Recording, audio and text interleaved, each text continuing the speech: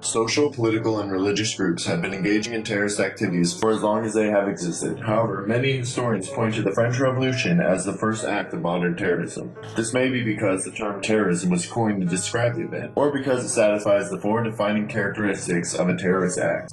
The first of these defining characteristics is that the act is a violent one, or one that threatens violence, and is exceedingly clear in the French Revolution and its aftermath, in which any person who dissented against the most powerful political group was subject to public beheading. The public aspect of these events leads to the second characteristic, which is the intent to cause widespread fear. Indeed, there is an almost theatrical element to terrorist actions, which leads them to be ever more damaging. It is also by this factor that some scholars qualify government and media groups as engaging in terrorism through acts like fear-mongering. The third aspect of terrorism is its political, social, or religious intent. For an act to be considered a terrorist one, as opposed to simply a violent crime, the perpetrator must be attempting to incite some kind of change. This was clearly demonstrated by the event of the Haymarket riots, in which workers and police clashed after a bomb exploded at a protest with police, civilians, and protesters all in attendance. Which brings us to the final characteristic, that terrorist actions usually engage non-combatants or civilians. Often, this means that the attacks are either somewhat random or appear to be random, causing the perception that they could occur to anyone at any time.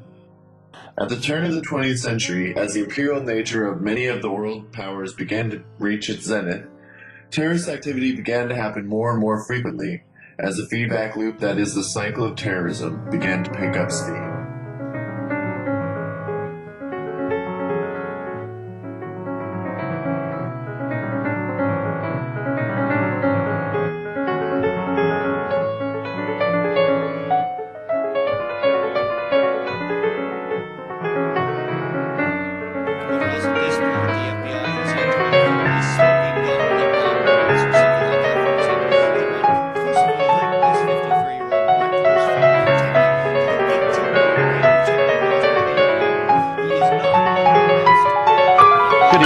Tipper truck packed with explosives went off in the city of London this morning. It killed one man and injured more than 40 others. Some estimates put the cost of the damage at over £1 billion. The bomb exploded in Bishopsgate near the NatWest Tower. Police had received IRA-coded warnings but were still evacuating the area when it went off. Happened close to the Baltic Exchange, blocked by an IRA bomber unit. The column of smoke rises above the city skyline, awaiting Londoners in little doubt terrifying. A shockwave was felt over a wide area. The explosion heard several miles away. Chief paramedics walked into the nearby office and knew immediately. A giant pillar of smoke rose an adjacent 25-story high rise. The blast is audible over 8 miles away.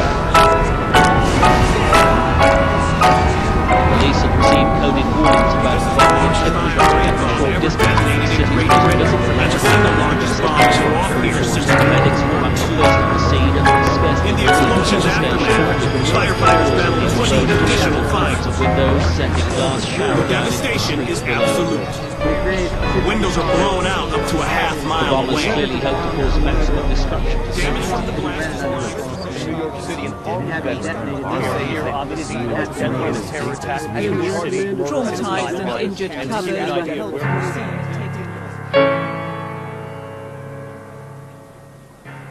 The increase in the pace of terrorist activity, as well as the specific locations of this activity, reveals three major insights. That an increase in political and social inequity is linked to higher incidence of terrorism, that the profusion of terror through media exacerbates these acts, and that terrorism often leads to more terrorism. To understand the reasons for this, we must first understand some of the sociological concepts that engage this phenomenon. The first is social stratification, the system in which different classes of people are separated by wealth, power, and social standing. The second concept is that of a hegemony, or the ideological system that stabilizes that stratification. Another important concept is best construed by Max Weber's statement that the state is defined by its monopoly on the legitimate use of force. So, terrorism occurs when a group without social or political clout wants to incite change. However, because of the stratification of society, They are not enabled to enact this without using violence. Of course, this in no way justifies the violent actions. However, the response to terrorist acts in legal, urban, political, social, media, and military terms is often problematic. This is because the class with higher power often gains more power in physical and ideological terms immediately after an attack, leaving the group whose main purpose was to have their views heard even more ostracized. This cycle has been occurring since the advent of terrorism with the French Revolution.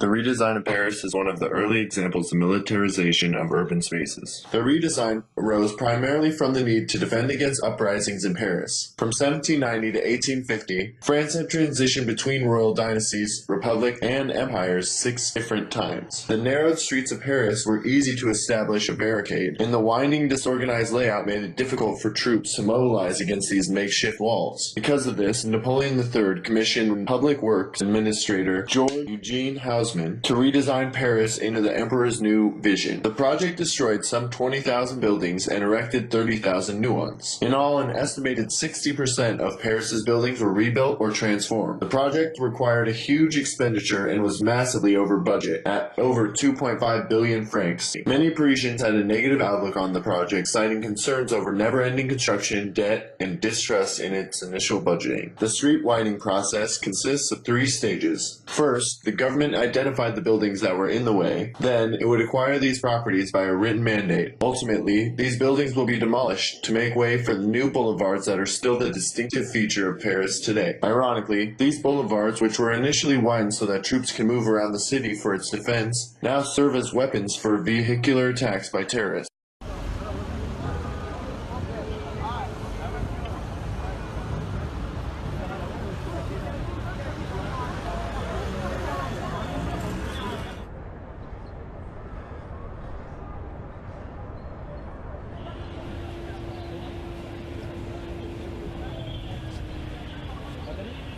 There was also social impacts resulting from this renovation. After the redesign, there was an increase in social segregation due to the rise in rent and property price. It is still visible between the eastern and western urban areas of Paris. The poorest was marginalized and the richest was protected. It seems as though designing against terrorism was ultimately futile. Changes in technology have made the redesign of Paris problematic, as its large, straight streets have been shown to be easier to use in car-related attacks.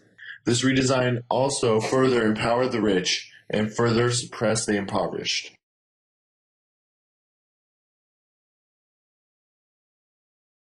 Human beings have put up barriers to guard against attacks since ancient times. To protect citizens from invading northern tribes, the first London Wall was erected by the Romans over a span of time from 55 BC to the 5th century AD. London was only but a small outpost of the Roman Empire at the time. The modern-day Ring of Steel came about as a result of defending against the bombing campaigns of the Irish Republican Army. Bollards. Silent. Inscrutable. And is it just me, or are there a lot more of them about these days? This is the edge of the Ring of Steel, the protective security cordon that throws its arms around the City of London. 6.5 miles of subtle obstructions like gates and bollards and CCTV cameras and chicanes. The Ring of Steel was introduced in the early 1990s, when provisional IRA bombs sought to tear at the heart of the city. In its early form, it consisted of traffic cones and policemen, leading some to dub it the Ring of Plastic. Low-tech perhaps, but very, very visible. Over the past 17 years, this ring has evolved to the point where it is now almost invisible. Walk through it, and you'd hardly know it's there. Last year, the photographer Henrietta Williams and cartographer George Gingell began a project to map it and show how the city has been changed to make it easier to police. So what are the key features of the Ring of Steel? Well, the point is, they needed to be able to check all the traffic coming in, and so you close down the sort of 50-odd roads into the city, and you have a few which just become one-ways out, and then you've got 19 entry points, and it's very easy to control it. We've got like streets being blocked, and then buildings being placed over where there would have been throughways. We've got bollards, we've got flower planting and trees being planted. Basically, as you go down Bishopsgate, all the streets on this side will either be blocked or will have cameras on them. Have you seen how it changes behaviour of people and flow of people and so on? Yeah, definitely. I mean, I think what happens is that you're only welcome within these spaces if you're going to kind of engage with them commercially. So either you work in the building or you're going to go and spend money in that shopping mall. It's not really for people to linger in. There are benches, but they're actually designed as ways of blocking roads. Even with these counter-terrorist measures, vehicular attacks around Europe have only intensified security officials' paranoia in London. All right, we are following breaking news out of Berlin, where a truck has ploughed through a Berlin Christmas market. Some breaking news. Reports are coming in of an attack, or quite possibly several attacks, in Paris. Reports are talking of a burst of gunfire at a restaurant in the 10th arrondissement. Now, the details are still sketchy. Third London Ring of Steel was proposed in response to these events. However, all this militarization of urban spaces did not guarantee safety. Breaking news out of London, a deadly terror attack overnight. You're looking live here at the aftermath, a heavy police presence on the London Bridge where the attack began. The assault began shortly after 10 o'clock London time. A white van driving on the London Bridge swerves, leaves the roadway, and starts plowing into pedestrians. We heard a crash almost. A big loud noise. A lot of loud noises. That van coming to a stop just past the end of London Bridge steps away from the bustling Borough Market. Police say at least 3 men leave the van and race toward the area. Armed with long blades, they start slashing and stabbing people indiscriminately. It is only a matter of time before new security measures come up. This race between terrorist events and increasing security measures is a self-fueled cycle that only amplifies after each side has made its move.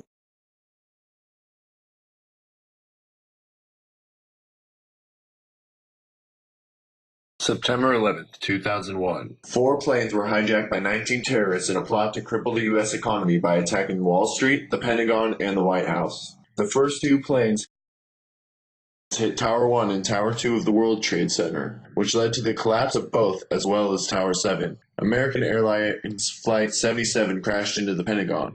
The final plane did not make it to its target thanks to the bravery of its passengers stopping the terrorists. After 9/11, buildings are now built to resist bomb explosions with expensive upgrades. The outside of the core, this whole center spine of the building is out of concrete.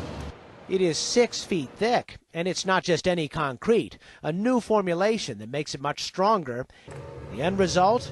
Concrete that can withstand loads of 14,000 feet per square inch, 3 times the strength of the garden variety. But there is more to Child's core design than a lot of super strong concrete. The stairs are much wider, and the air inside will be kept at a higher pressure than the rest of the building to keep smoke out in a fire.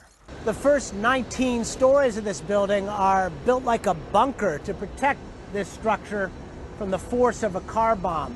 Eventually, they'll be covered over with glass, bomb-resistant glass. All these enhanced safety measures focusing on high-rises and vital financial districts seem futile in the face of the new perpetrators have now shifted to soft targets, and we still have massacres going on outside of urban areas.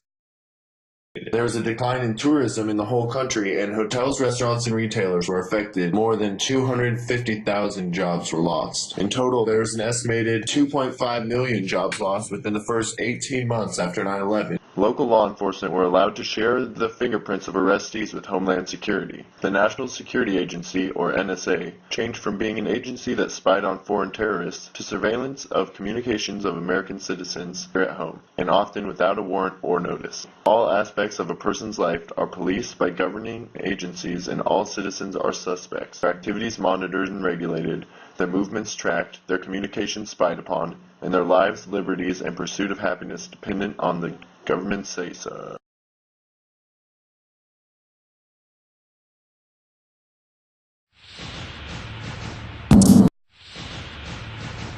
Section 215 is overseen by a secret intelligence court known as the FISA Court, and they've interpreted it to mean the government could basically collect and store phone records for every American, the vast majority of whom, of course, have no connection to terrorism. The Patriot Act makes it easy for the government to access private information without probable cause. The profusion of the internet has made this even more impactful because there's much more of that information stored. Further, the maturing of the internet has led to a whole new type of terrorism.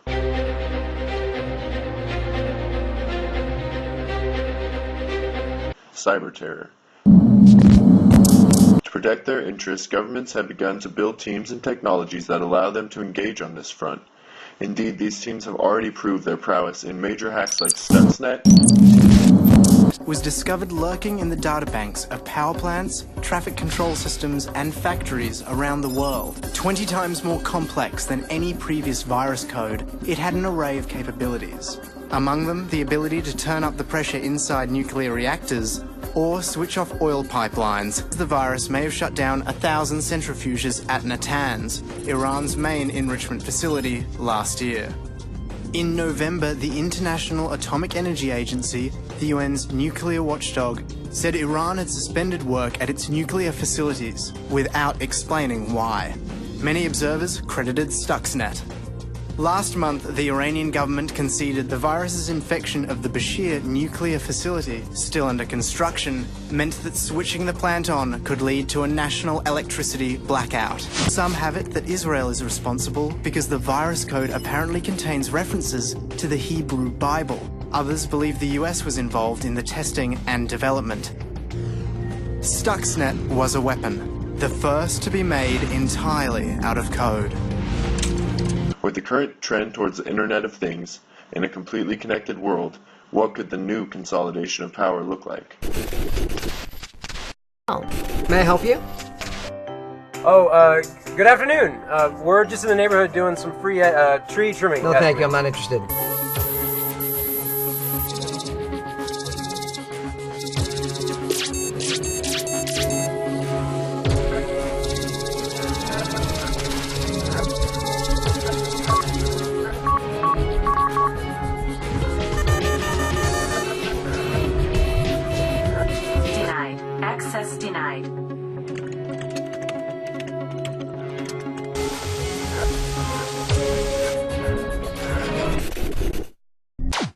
In a world where every aspect of our lives is becoming a venue for the expansion of control, the possible consolidation of power and accompanying subjugation of fringe groups will intensify the cycle we have shown here.